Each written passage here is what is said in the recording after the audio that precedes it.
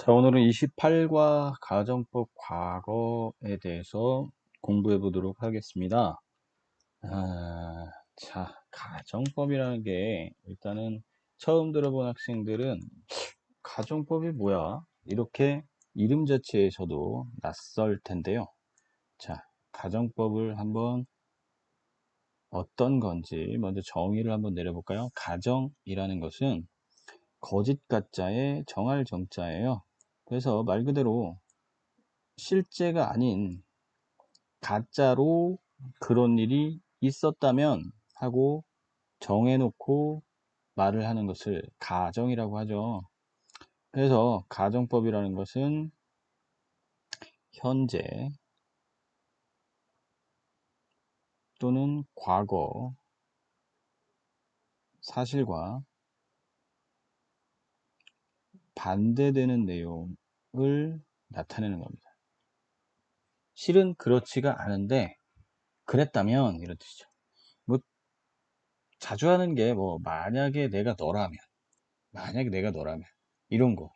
뭐 옛날에 고구려가 삼국 통일을 했다면 뭐 역사적 사실로 뭐 이런 것들 실은 일어나지 않은 일 혹은 일어날 수 없는 일 그런 것들을 가짜로 정해놓고 말을 하는 걸 가정법이다 이렇게 얘기를 합니다.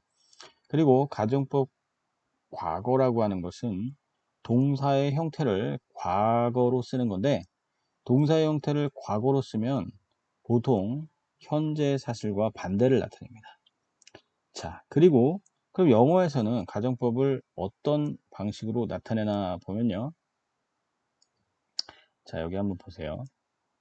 가정법이 두 가지 여기서 소개가 되는데 첫 번째는 if 과거형, if가 쓰인 과거형, 그 다음에 I wish를 쓰는 과거형 이렇게 두 가지를 먼저 설명을 할 거예요. 자, if를 쓰는 과거형은 이걸 기억해야 돼요. if를 쓰는 과거형은 if 절이 있고 여기서부터 여기까지 if 절이 있고 콤마 찍고 주절이 따로 있다. 주절이 따로 있다. 이걸 기억해 놓으세요. 그러니까 문장이 두 개다. 그래서 if 절을 우리가 자, 이름을 한번 얘기를 해 볼게요. 이름을 일단은 얘가 주절일까요? 종속절일까요? 그렇죠. 진짜 하고 싶은 말이 주절이니까 얘는 배경 깔아주는 거니까 얘는 종속절이고요. 종속절. 그리고 품사로 따지면 뭘까요? 품사로 따지면 부사절이에요. 부사절.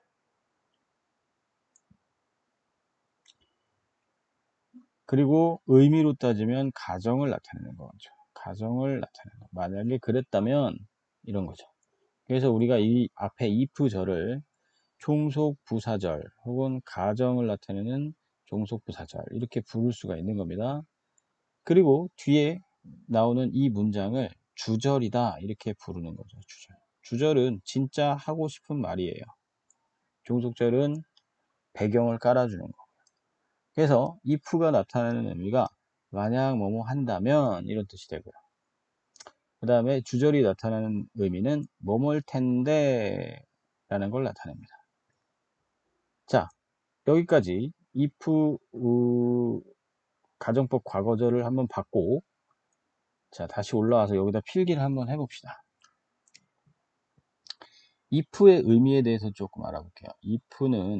if에 대해서 조금 복습을 해봅시다. if는 첫 번째 만약 뭐뭐라면 이런 뜻이죠. 만약 뭐뭐라면 그런데 보통은 여러분들이 배울 때 if 쓰고요. 그 전에 배울 때 if 쓰고 주어 쓰고 동사의 현재형을 쓴다. 이렇게 배웠어요. if가 뭐 이런 경우 있죠. 만약 그가 파티에 온다면 나는 그를 용서해 주겠다. 뭐 이런 식으로 그가 만약 파티에 온다면 그럼 왔어요, 안 왔어요? 아직 안 온 거잖아요. 그죠? 이거 미래의 일이고요. 그 다음에 나는 그를 용서해 주겠다. 이것도 아직 안 왔고 용서도 아직 안 했고 앞으로 할 일이니까 미래의 일입니다.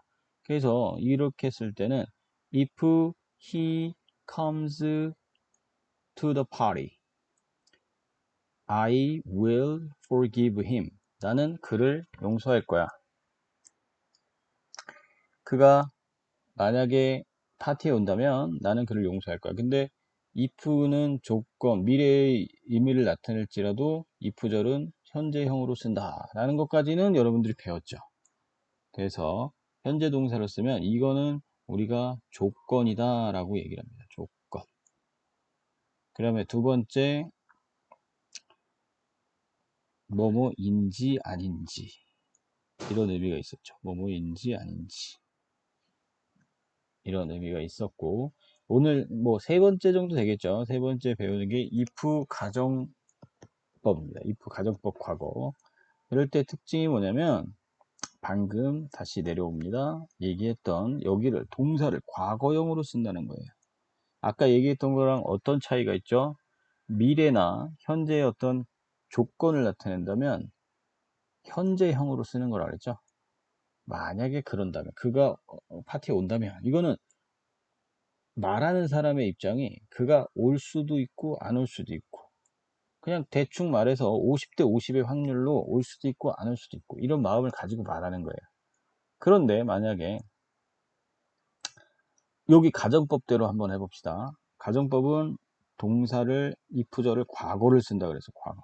그리고 하나 또 기억해야 될 중요한 부분이, 비동사의 경우에는 무조건 were를 쓴다. 우리가 구어체라 그러는데 말을 할 때는 was도 쓸 수 있고 were도 쓸 수 있지만, 글을 쓰는 문어체라 그러는데 글을 쓸 때는 were만 쓴다. 그러니까 우리가 시험 볼 때는 were만 쓴다라고 기억을 하면 됩니다. 어차피 시험은 이렇게 종이로 보는 거니까요. 그죠? 이게 특징이고요. 과거형 쓰는 게. 그 다음에 주절은 위를 쓰지 않고 조동사의 과거형, 다시 말해서 would나 could를 씁니다. would나 could를 써요. 그래서 해석이 뭐뭘 텐데가 되는 거예요. 그럼 이게 무슨 뜻이 되냐면요. 자, 현재 사실과 반대되는 일. 그리고 또 하나 여기다 내가 추가를 한다면 불가능한 현실을 나타내요. 불가능한 현실. 두 가지. 그러니까 여기서 기억해야 될 거는, 앞으로 일어날 어떤 50대 50의 조건이 아니라 이미 안 일어났어요. 그리고 일어날 수가 없는 일이에요. 그런 걸 나타내는 게 가정법이고, 영어에서는 그 가정법을 표현하는 방식이 if절에 과거형을 쓰고 주절에는 조동사의 과거형인 would나 could를 쓰는 겁니다. 당연히 would, could 뒤에는 동사 원형이 나오겠죠. 이렇게 쓰면 우리가 이것을 가정법이다 이렇게 얘기를 합니다. 자, 예문 보고 한번 더 볼까요? 예문. If I knew her number. 내가 만약에 여기 과거 썼죠. 그녀의 번호를 안다면, 사실은 그럼 아는 거예요, 모르는 거예요? 반대라 그랬잖아요. 현재랑. 이게 모르는 거예요. 내가 그녀의 번호를 안다면 I could call her now. 내가 그녀에게 지금 전화할 수 있을 텐데 라는 뭘 나타내는 거예요? 이거 아쉬움을 나타내는 거예요. 아, 내가 모른다. 그래서 아쉽다. 이런 걸 나타내는 겁니다. 아쉬움을 나타내는 거예요. 내가 그녀의 번호를 안다면 내가 그녀에게 지금 전화할 텐데. 그래서 이거를 시험 때 이렇게 직설법으로 바꿔라. 직설법이라는 건 뭐 어렵게 생각하지 마세요. 그러니까 우리가 흔히 쓰는 가정법을 몰랐을 때 이와 비슷한 의미로 쓰려면 어떻게 쓰면 될까라는 게 직설법인데, 약간 공식처럼 이렇게 외웁니다. 여기서 as는 뭐뭐 때문에야. 자, 여기서 중요한 거는 현재 사실과 반대니까 예의 부정을 쓰는데 현재로 써야 돼요. 현재로. 이게 되게 중요해요. 내가 그녀의 번호를 지금 모르기 때문에 이렇게 되는 겁니다. 그래서 자, 여기도 과거로 안 쓰고 현재로 써야 됩니다. 현재 사실과 반대. 이게 중요한 거예요. I can't call her now. 그녀에게 전화를 할 수가 없으니까 반대로 쓰는 겁니다. 그녀의 전화번호를 모르기 때문에 나는 지금 그녀에게 전화를 걸 수가 없어. 이런 의미를 나타내는 겁니다.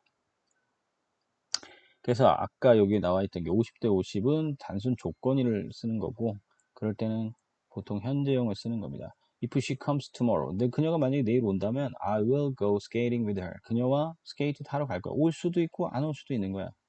근데 오면은 내가 가겠다. 이런 걸 조건이라고 하고요. 단순 조건문이고, 그거는 나타내는 건 동사의 시제가 이렇게, if절은 현재, 그 다음에 주절은 보통 미래. 근데 여기 if절에 과거를 쓰면 요거는 가정이 되는 겁니다. 요건 조건이 되는 거고. 그런 차이예요. 그리고 여기는 조동사의 과거형 플러스 동사원형. 이거는 내일 그녀가 온다면 내가 스케이트 타러 갈 텐데, 그럼 이건 무슨 얘기야? 그녀가 내일 오지 않을 거라는 의미입니다. 내일 안 옴. 안 온다는 걸 이미 결정을 해버린 거야. 그녀가 오지 않아서 아쉬워하는 겁니다. 아, 스케이트 타러 갈 텐데 아쉽다. 이런 의미를 나타낸 겁니다. 자, 두 번째, I wish 가정법입니다. I wish는 원래 무슨 뜻이냐? 나는 소망한다. 이런 뜻이죠. 그리고 다시 that을 넣고 문장이 하나 더 나오는 거예요. 나는 소망한다는 문장과 이제 종속절로 이 말이 들어가는 거죠. 얘가 주절이고 그 목적어로 이 문장이 들어가는데 여기다가 주어를 쓰고 조동사의 과거형 혹은 동사의 과거형을 씁니다. 그래서 이것도 I wish 가정법 과거가 되는 겁니다. 이거는 이렇게 해석하는 거예요. 그냥 뭐라면 좋을 텐데 그래서 현재 또는 미래에 실현될 수 없는 현실을 아쉬워하면서 쓰는 겁니다. 그래서 I wish that she could come tomorrow. 그녀가 오면 좋을 텐데 라고 해석합니다. 그녀가 오면 좋을 텐데 안 온다는 얘기죠. 그래서 이거를 공식처럼 또 직설법으로 바꿔라 그러면 이때는 I wish는 I'm sorry를 보통 씁니다. I'm sorry. 그 다음에 중요한 거죠. 여기가 과거가 아니라 현재로 씁니다. 현재. 그래서 내가 유감이야. 지금 유감이야. 그녀가 오지 않아서 내일 오지 않아서 유감이야. 이렇게 쓰는 겁니다. 이 위시 가정법은 여기다 위시트를 쓰느냐에 따라서 또 뭐 시제를 조금 복잡하게 얘기할 게 있는데 그건 다음 단계에서 얘기하기로 하고요. 이것도 마찬가지로 I wish 다음에 주어 쓰고 동사의 과거형을 쓰지 않으면 이건 미래에 대한 소망을 나타내는 겁니다. 단순하게 앞으로 이런 일이 있으면 좋겠어. 일어날 수도 있고 안 일어날 수 있는 소망을 나타낼 때는 과거로 안 쓰는데 어, 여기 동사를 I wish 다음에 여기 과거를 썼다는 건 일어날 수 없는 일에 대한 그리고 일어나지 않은 일에 대한 아쉬움을 나타내는 것이다. 유감이다. I'm sorry. 이렇게 쓴다라는 겁니다. 자, 그럼 문제 보면서 몇 문제 풀어보면서 한번 적용을 해봅시다. 오답률이 조금이라도 높은 걸 한번 풀어볼까요? 자, 요거 볼까? 1번 As I don't have a robot. 로봇을 가지고 있지 않다. 현재 I cannot make it clean my room. 내 방을 청소할 수가 없어. 오, 이건 뭔 얘기냐? 로봇 청소기인가? 로봇 청소기가 지금 없어서 나는 내 방을 청소하게 만들 수 없어. 그것을 청소하게 시킬 수가 없구나. 이렇게 되는 거죠. 청소하는 로봇이 있나 봐요. 그죠? 만약에 내가 이 말을 어떻게 바꾸면 돼? 만약에 내가 로봇을 가지고 있다면 나는 그것에게 내 방을 청소하게 시킬 텐데. 이런 뜻이죠. 그럼 이걸 가정법으로 바꾸라는 얘기죠. 반대로 써야 됩니다. 반대. 그리고 과거로 써야 돼요. 과거로 써야 돼요. 그래서 if I had, 그죠? had, 과거로 써야 돼요. 내가 만약에 로봇이 있다면, 나는 로봇을 가지고 있다면, 그 다음에 조동사의 과거형 써야 되죠. 조동사의 과거형. 여기는 can을 썼기 때문에 여기도 would가 아니라 could를 쓰는 게 맞겠죠. I could make it clean my room.